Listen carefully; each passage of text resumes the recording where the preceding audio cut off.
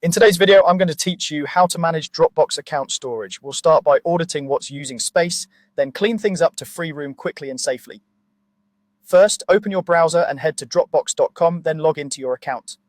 In the top right corner, click your profile and choose Manage Account. Here, you'll see a helpful breakdown of how your storage is being used, including regular files and shared files.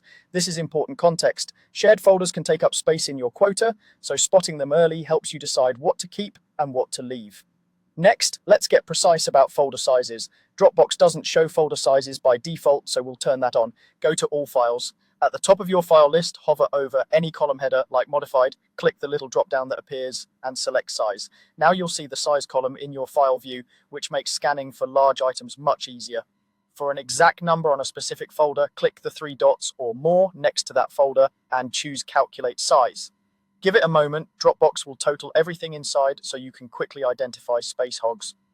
With the audit done, let's clean up. In your files, look for folders marked with the two-person icon. That icon means the folder is shared. If you no longer need access to one of these, click the three dots next to it, choose Manage Permission, find your own name, and select Remove My Access from the drop-down. This removes you from the shared folder and can immediately reduce your used storage if the folder counted toward your account. If you ever need it again, the folder owner can re-invite you, so don't hesitate to step out of folders you no longer use.